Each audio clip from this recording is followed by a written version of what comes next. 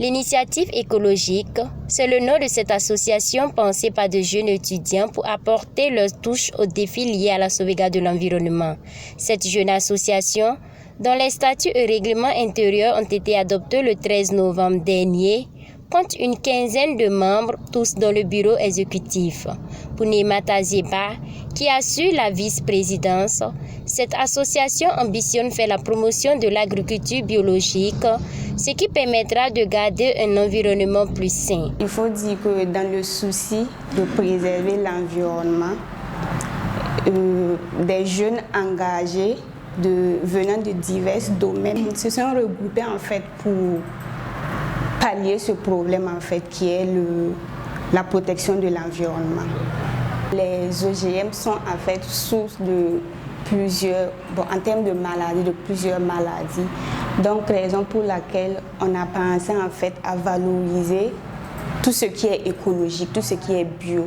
L'initiative écologique compte évoluer sur 4 volets que sont l'éducation, l'agriculture, l'architecture et l'environnement.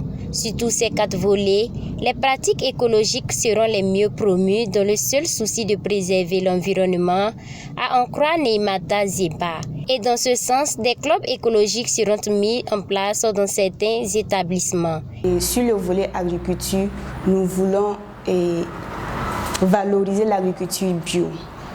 Et sur l'architecture également, architecture écologique. Maintenant, sur le domaine de l'éducation, on se dit en fait que les bases doivent être données depuis le bas âge en fait. Nous travaillons à instaurer en fait les statuts de protection de l'environnement dans les préscolaires, le primaire. Nous envisageons en fait mettre en place des clubs écologiques dans les différentes écoles et établissements. L'initiative écologique qui a déjà mené quelques activités compte dans les prochains jours multiplier les sensibilisations autour des questions d'assainissement avec pour cible principale les enfants. La finalité étant d'inculquer les bonnes manières à ces derniers dès le bas âge. On prévoit une activité de sensibilisation à l'occasion de la Journée mondiale des toilettes prévue le 19 novembre dans une école primaire où nous allons octroyer des savons et des bois aux élèves.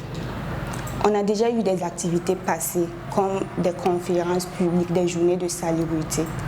Les conditions d'adhésion à l'initiative écologique ne sont pas restreintes, rassure sa vice-présidente.